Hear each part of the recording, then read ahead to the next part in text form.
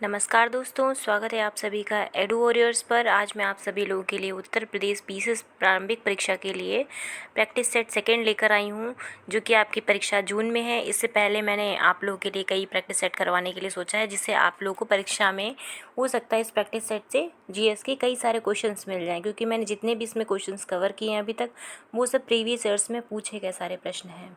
और ये सामान्य अध्ययन के लिए मैं बना रही हूँ स्पेशली। तो यदि आप लोग को ये वीडियोस पसंद आएँ तो प्लीज़ आप चैनल को सब्सक्राइब करिएगा, वीडियोस को लाइक करिएगा और इसको आप शेयर करिएगा। इस सीरीज़ का पहला क्वेश्चन है और क्वेश्चन नंबर है 11। इससे पहले मैंने आपको पहले प्रैक्टिस सेट में 10 क्वेश्चंस कवर करवाए हुए हैं, तो ये 11वां प्रश्न है आपका। निम्नलिखित क्रांतिकारियों में से कौन गोरखपुर में फांसी हुई थी? मतलब ये है कि आपको ये क्रांतिकारियों के नाम दिए हुए हैं, इनमें से किस एक को गोरखपुर की जेल में फांसी हुई थी? Option A Ashfaq Ullah Khan, option B Roshan Singh, option C Rajendra Lahiri और ऑप्शन डी राम प्रसाद बिस्मिल। इसके साथ साथ आपको ये भी मैं फैक्ट बताऊंगी कि ये मतलब किस केस में इन लोगों को जेल भेजा गया था या किस केस में इन लोगों को फांसी हुई थी। सबकी अलग अलग मैं बताऊंगी कि अशफाक उल्ला को कहाँ पे हुई थी, रोशन सिंह को और राजेंद्र सिंह को। चलिए इस प्रश्न का उत्तर फ्रेंड्स निकालते हैं। जो ऑप्शन नंबर आपका डी है, राम प्रसाद बिस्मिल, इनको गोरखपुर में फांसी हुई थी। और यदि आप लोगों को करंट से अपडेट होंगे तो आप जान रहे होंगे कि गोरखपुर में राम प्रसाद बिस्मिल के नाम से ही एक चिड़ियाघर भी बन रहा है, जो कि तीसरा है अपने उत्तर प्रदेश में। चलिए और डिटेल पढ़ते हैं। 9 अगस्त 1925 को घटित काकोरी कांड में कुल 29 भारतीय क्रांतिकारी गिरफ्तार किए गए थे। इनमें से अशफाक उल्ला खां, राम प्रसाद बिस्मिल, राजेंद्र लहड़ी तथा रोशन सिंह प्रमुख थे। इन पर मुकदमा चलाकर फांसी दे दी गई। अशफाक उल्ला खां को, ये इंपॉर्टेंट है, अशफाक उल्ला खां को फैज़ाबाद में और राम प्रसाद बिस्मिल को गोरखपुर में और राजेंद्र लहड़ी को गोंडा में। इन तीनों की फांसी के बारे में अक्सर एग्जाम में पूछा जाता है, तो आप इन तीनों और इवन ये भी जो रोशन सिंह है इनको इलाहाबाद में, ये चारों को आप जगह जो है ये बहुत स्पेशली पूछी जाती है कि राम प्रसाद बिस्मिल को कहाँ दी गई थी और राजेंद्र जो लहड़ी हैं उनको कहाँ पर फांसी दी गई थी। ये आप रट लीजिए, क्योंकि ये प्रश्न कई बार पूछा गया परीक्षा में। और आप ये डेट भी याद कर लीजिए कि 9 अगस्त 1925 को काकोरी कांड हुआ था। ठीक है, उसमें टोटल कितने लोग हुए थे गिरफ्तार? 29 लोग हुए थे। लेकिन इन 29 लोगों में से जो कुछ प्रमुख थे उसमें इनका नाम है अशफाक उल्ला खां, राजेंद्र लहड़ी, राम प्रसाद बिस्मिल और रोशन सिंह। ये 4 लोग जो थे जो महत्वपूर्ण थे इन 29 लोगों में, तो इसीलिए उनकी फांसी अक्सर पूछी जाती है। चलिए अगला प्रश्न है। नीचे पत्रिकाओं की सूची दी गई है, उनमें से किसका संबंध एनी बेसेंट से था?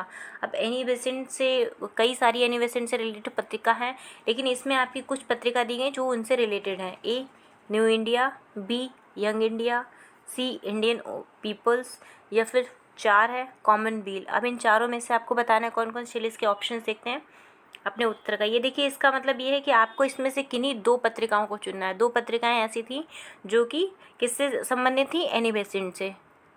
तो फ्रेंड्स इस प्रश्न का जो उत्तर है वह आपका ऑप्शन नंबर 1 तो न्यू इंडिया और एक कॉमनवेल्थ, ये 2 ऐसी पत्रिका थीं जो कि एनी बेसेंट से संबंधित थी। और यंग इंडिया किससे संबंधित थी? यह महात्मा गांधी से संबंधित थी।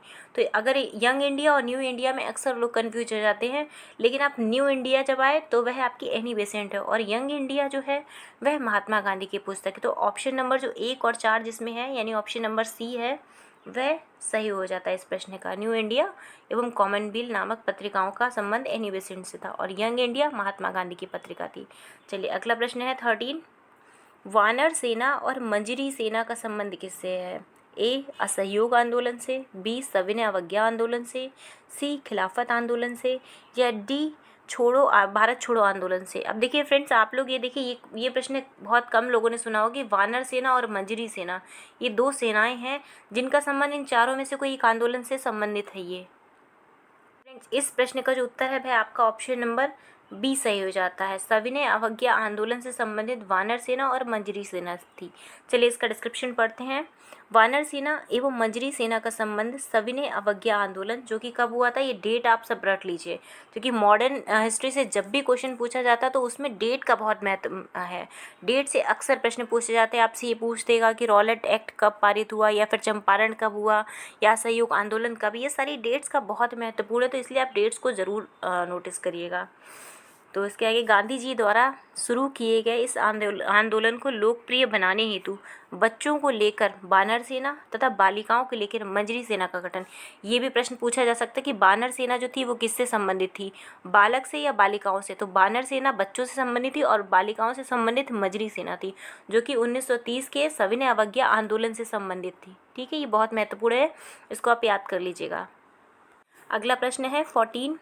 महात्मा गांधी के साथ चंपारण सत्याग्रह में भाग लेने वालों में सम्मिलित थे ए वल्लभ भाई पटेल और विनोबा भावे, बी जवाहरलाल नेहरू और राजेंद्र प्रसाद, सी राजेंद्र प्रसाद और अनुग्रह नारायण सिंह, या डी महादेव देसाई और मणिबेन पटेल। अब देखिए चारों ही नाम जो है ना आपने कहीं ना कहीं सुने होंगे, इसलिए ये प्रश्न आपको बहुत कंफ्यूज कर सकता है। अब देखिए चंपारण सत्याग्रह तो सभी ने रट रखा होगा, चंपारण कब हुआ, ये कहाँ हुआ, लेकिन ये है कि ये महात्मा गांधी से इसमें कौन संबंधित था, इनके अलावा और कौन संबंधित था, ये प्रश्न जो है आपका डिटेल में है। तो इस प्रश्न को ईजिली नहीं आप कह सकते हैं। तो इस प्रश्न का जो उत्तर है फ्रेंड्स, वह आपका ए भी नहीं है, कट ना जवाहरलाल, ये भी नहीं है, लेकिन जो आपका राजेंद्र प्रसाद जी हैं और अनुग्रह नारायण सिंह हैं, ये दोनों ही चंपारण में साथ थे गांधी जी के। तो ऑप्शन नंबर आपका सी जो है वह बिल्कुल सही हो जाता है। चलिए इसका डिस्क्रिप्शन पढ़ते हैं। चंपारण सत्याग्रह में गांधी जी का प्रथम सत्याग्रह था। सबसे पहली बात तो यह आप नोटिस कर लीजिए कि यह कैसा था, प्रथम सत्याग्रह था, और ये 3 कठिया पद्धति के विरुद्ध था। ये भी आप याद रखिए कि ये 3 कठिया पद्धति, वो भी नील की खेती के लिए, और 1917 में, ये डेट याद रखिए। 3 कठिया पद्धति के तहत किसानों को अपनी जमीन के 30/20वें भूभाग में नील की खेती करना अनिवार्य था। चंपारण आंदोलन, चंपारण जो कि बिहार में पड़ता है, गांधी जी का साथ राजेंद्र प्रसाद ने, अनुग्रह नारायण सिंह जी ने और जे.बी. कृपलानी और महादेव देसाई। अब देखिए महादेव देसाई जो था एक ऑप्शन में था, लेकिन उनके साथ जो था उनका नहीं था। अगर खाली महादेव देसाई दिया होता तो ये भी सही, ये भी साथ में ही थे। तो ये चारों ही नाम आप रट लीजिए कि राजेंद्र प्रसाद, अनुग्रह नारायण सिंह और जे.बी. कृपलानी, महादेव देसाई, ये चारों लोग ही चंपारण में साथ थे गांधी जी के। और ये 1917 में शुरू हुआ था, जो कि 3 कठिया पद्धति से रिलेटेड था, और यह गांधी जी का प्रथम सत्याग्रह था। बहुत महत्वपूर्ण हो जाता है। फ्रेंड्स, यदि आप लोग को ये वीडियो अच्छा लग रहा है, यदि आप लोग को लग रहा है कि क्वेश्चन जो मैं लेकर आई हूँ वो आपके पीसेस के अकॉर्डिंग लेवल सही है, तो प्लीज़ आप इस वीडियो को लाइक करिएगा और चैनल को सब्सक्राइब करिएगा, जिससे आपको डेली नोटिफिकेशन मिल सके। और हमारा जो टेलीग्राम चैनल है उसको भी आप ज्वाइन कर लीजिए, जिस पे मैं कई सारे फैक्ट्स डालती रहती हूँ। अगला क्वेश्चन है 15। निम्नलिखित कथनों पर विचार कीजिए। कथन ए, भारत छोड़ो आंदोलन का तुरंत कोई परिणाम नहीं निकला, कारण इसे भारतीय साम्यवादी दल तथा मुस्लिम लीग का समर्थन प्राप्त नहीं था। अब देखिए जो कथन और कारण है ये दोनों ही क्या एक दूसरे से रिलेटेड हैं, आपको ये बताना है। यदि हम क्वेश्चन को दोबारा पढ़ते हैं तो ये शायद निकल आएगा। अब कथन है कि भारत छोड़ो आंदोलन का तुरंत कोई परिणाम नहीं निकला था। अब ये बिल्कुल सही है कि भारत छोड़ो जो आंदोलन था उसका तुरंत कोई परिणाम नहीं निकला, क्योंकि हम लोग को आज़ादी कब मिली, 1947 में, तो इसीलिए इसका तुरंत कोई निष्कर्ष निकला। हालांकि बाद में जरूर इसका असर पड़ा, लेकिन तुरंत कोई परिणाम नहीं था। तो एक सही है, कथन सही है। अब देखिए इसका कारण पढ़ते हैं। इसे भारतीय साम्यवादी दल तथा मुस्लिम लीग का समर्थन प्राप्त नहीं था। अब ये भी सही है, लेकिन क्या ये इनको सपोर्ट कर रहे हैं, क्या कारण मतलब इसकी व्याख्या कर रहा है, व्याख्या नहीं कर रहा, लेकिन कारण भी सही है कि मुस्लिम लीग और साम्यवादी दल का समर्थन प्राप्त नहीं था। अब देखिए ऑप्शन नंबर आपका कौन सा सही है। अब जो ऑप्शन नंबर आपका बी है वह आपका सही हो जाता है कि ए आर दोनों सही हैं, परंतु आर ए की सही व्याख्या नहीं करता है। अब देखिए इसका डिस्क्रिप्शन पढ़ते हैं। उपयुक्त प्रश्न में ए आर दोनों ही सही, लेकिन व्याख्या। अब 1942 में शुरू हुए भारत छोड़ो आंदोलन का तत्काल कोई परिणाम नहीं मिला। भारत छोड़ो आंदोलन को भारतीय साम्यवादी दल और मुस्लिम लीग इन दोनों का ही समर्थन नहीं प्राप्त था। ये दोनों ही सही हैं, लेकिन एक दूसरे को क्या कर रहे हैं, व्याख्या नहीं कर रहे हैं। अगला प्रश्न है 16। होम रूल आंदोलन का मुख्य ध्येय क्या था। ए, ब्रिटिश शासन को भारत से हटाना, बी, स्वतंत्रता की लड़ाई हेतु हिंदू मुस्लिम एकता बनाए रखना, सी, भारतीयों का अपना तथा स्वतंत्र शासन भारत में स्थापित करना, या डी, भारत में ब्रिटिश साम्राज्य के अंदर स्वशासन प्राप्त करना। अब यदि देखिए होम रूल, यदि आप लोगों ने क्वेश्चन देखा तो होम रूल से सबसे पहले आपके माइंड में ये आना चाहिए कि एनी बेसेंट जो था उनका 1914 में शुरू हुआ था और 2 साल बाद जस्ट जो तिलक थे उन्होंने होम रूल स्थापित किया था। अब होम रूल का जो मुख्य उद्देश्य था वह ये था कि भारत में ब्रिटिश साम्राज्य के अंदर स्वशासन प्राप्त करना। इनका एक ही था मोटो कि हमको कैसे स्वशासन मिले। तिलक ने कई बार, देखिए आपने देखा होगा, उन्होंने कई बार स्वराज की मांग की है, कई बार स्वशासन की मांग की, तो इसीलिए ब्रिटिश साम्राज्य के अंदर भी हमको स्वशासन कैसे प्राप्त हो, यही होम रूल लीग का मुख्य उद्देश्य था। चलिए इसका डिस्क्रिप्शन पढ़ते हैं। भारत में स्वशासन आंदोलन की शुरुआत मूलतः एनी बेसेंट ने 2 जनवरी 1914 को कॉमनवेल्थ पत्रिका के प्रकाशन के साथ की गई थी और तिलक ने अप्रैल 1916 में होम रूल लीग की स्थापना की, जबकि एनी बेसेंट ने सितंबर 1916 में होम रूल लीग की स्थापना की थी। होम रूल लीग आंदोलन जो स्वशासन आंदोलन पर निर्मित था का मुख्य ध्येय था। अब ये देखिए सबसे मेन बात है कि इसका मुख्य उद्देश्य क्या था, स्वशासन आंदोलन। और इन दोनों ने 16 1900, मैंने शायद 14 बोल दिया, गलत बोल दिया है, आप उसको करेक्ट कर लीजिएगा। 14 में कॉमनवेल्थ पत्रिका आई थी, इसी वजह से शायद मैं कंफ्यूज हो गई। लेकिन अप्रैल 1916 में तिलक ने होम रूल की स्थापना की थी और उसके कुछ दिन बाद ही सितंबर 1916 में एनी बेसेंट ने होम रूल की स्थापना की थी। तो दोनों ने ही स्थापना 1916 में ही की और उसका उद्देश्य था स्वशासन आंदोलन। अगला प्रश्न है, द्वैध शासन प्रणाली भारत में कार्यान्वित रही है। अब इन्होंने ये कुछ डेट दी हैं, तो इसमें काल पूछा गया कि द्वैध शासन भारत में कब तक लागू रहा। ऑप्शन ए 1919 से 1921 तक, 1919 से 1928 तक, सी 1921 से 1937 तक, और डी 1930 से 1937 तक। अब देखिए आपको इसमें हालांकि ये इस तरह की जो डेट्स होती है वो किसी को नहीं याद होती हैं, लेकिन यदि आप गैस करना चाहें तो 1937 मुझे याद आ रहा है कि द्वैध शासन प्रणाली जो है 1937 है लास्ट में। बस ये कन्फ्यूजिंग जो है वो 30 सी में और डी में है, ये दोनों ही आपके कट हो जाते हैं। चलिए इसका ऑप्शन चेक करते हैं। तो जो आपका ऑप्शन नंबर सी है, इसका 1921 से 1937 तक भारत में द्वैध शासन प्रणाली लागू रही और 1919 के अधिनियम की सबसे मुख्य विशेषता प्रांतों में उत्तरदायी सरकार की स्थापना के लिए द्वैध शासन व्यवस्था की शुरुआत थी। अब यदि आपसे द्वैध शासन व्यवस्था की शुरुआत पूछी जाए तो आप 1919 लगाइए, इसीलिए इन्होंने ऑप्शन में 1919 भी दे रखा था, लेकिन वहाँ से शुरुआत हुई है। लेकिन भारत में प्रणाली लागू कब हुई है ये आप याद रखिएगा। तो यदि इस प्रणाली के जन्मदाता कौन थे, लियोनिल कार्टिस थे। ये बहुत महत्वपूर्ण है, इस नाम को आप याद रखिए, क्योंकि कई बार क्वेश्चन ऐसा होता है कि वो डिटेल में ईयर ना पूछ करके वो ये पूछ देता है इस प्रणाली के जन्मदाता कौन है। तो इस प्रणाली के जन्मदाता लियोनिल कार्टिस थे और वही 1935 के अधिनियम के द्वारा द्वैध शासन व्यवस्था प्रांतों के स्थान पे केंद्र में लागू हो गई। तो 1935 का जो अधिनियम आया था उसके द्वारा ही यह प्रांतों के स्थान पे केंद्र में लागू व्यवस्था हो गई थी, इसीलिए उसको 1937 आ रहा था लास्ट में। चलिए अगला प्रश्न है 18 क्वेश्चन, उन 2 कांग्रेस अध्यक्षों का नाम बताइए जिन्हें गांधी के अनुयायियों जो कांग्रेस में बहुमत में थे के विरोध और असहयोग के कारण पद त्याग करना पड़ा। अब ये देखिए इन्होंने सबसे पहली बात तो ये गांधी के अनुयायी भी थे और कांग्रेस में इनका बहुमत भी था, लेकिन विरोध और असहयोग के कारण इनको पद का त्याग करना पड़ा। तो वो 2 लोग कौन थे, ए चितरंजन दास जिनको सीआर दास भी बोलते हैं, 2 मोतीलाल नेहरू, और 3 सुभाष चंद्र बोस, और 4 लाला लाजपत राय। अब देखिए आप लोग को अगर त्रिपुरी अधिवेशन याद हो तो त्रिपुरी अधिवेशन में क्या हुआ था, सुभाष चंद्र बोस, हरिपुरा या त्रिपुरी, इन दोनों में क्या हुआ था कि त्रिपुरी अधिवेशन में बहुमत तो प्राप्त था सुभाष चंद्र बोस जी को, लेकिन उन्होंने गांधी जी की वजह से अपने पद का त्याग कर दिया था। तो यदि आपको एक ही ऑप्शन मिल गया है तो इस देखिए 3 किस्में हैं, तो 3 आपका एक ये ऑप्शन कट हो जाता है, ये नहीं है, तो 3 आपका बी में भी है, डी में भी है और सी में भी है। अब इसके साथ साथ आपको ये चेक करना है कि और किसने पद त्याग दिया था।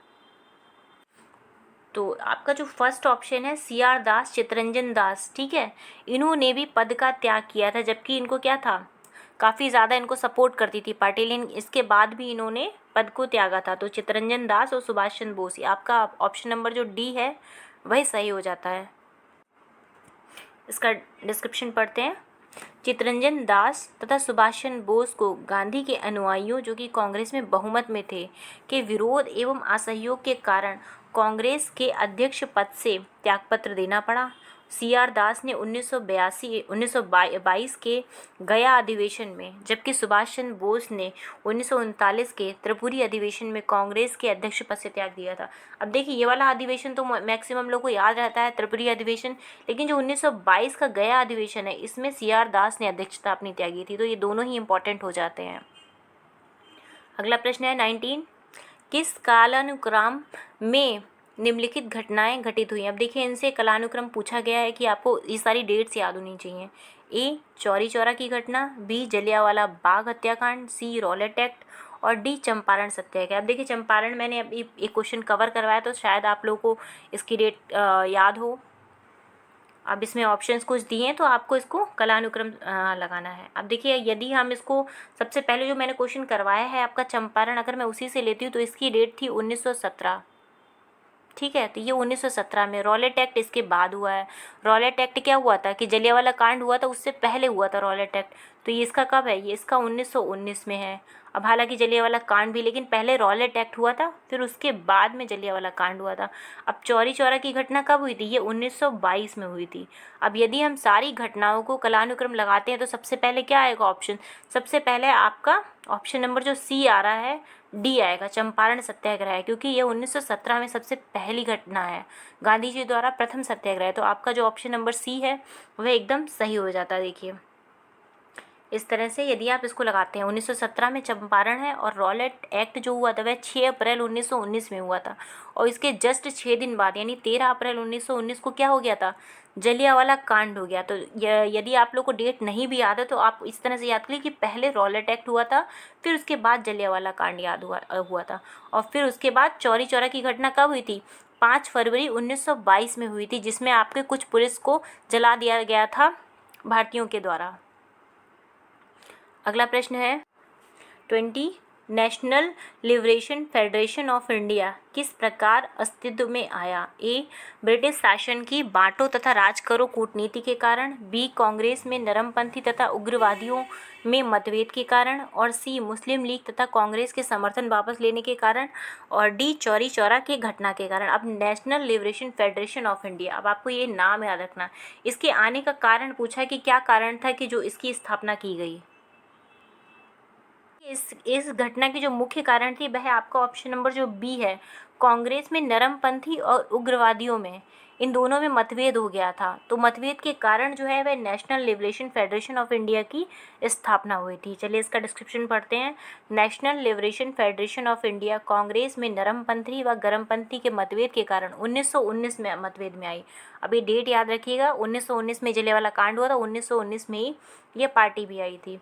नरमपंथियों ने मॉन्टेग्यू चेम्सफोर्ड का स्वागत किया था, जबकि गरमपंथियों ने इसका विरोध किया था। अब इन दोनों का मतभेद का कारण यही था कि जो 1919 में आपका जो मॉन्टेग्यू रिपोर्ट आई थी उसके विरोध के कारण ऐसा था कि नरमपंथी जो थे उन्होंने इसका स्वागत किया था, लेकिन गरमपंथी में कौन थे? लाल वाल पाल थे। ठीक है, ये तीनों ही थे, इन्होंने इसका विरोध किया था। इसी परिणाम स्वरूप नरमपंथी जो नेता सुरेंद्रनाथ बनर्जी थे ने national liberation federation of India की स्थापना की थी। इनका नाम याद रखिएगा कि कभी कभी नाम पूछ लेगा कि इस जो संस्था है इसकी स्थापना किसने की थी, तो सुरेंद्रनाथ बनर्जी द्वारा की गई थी।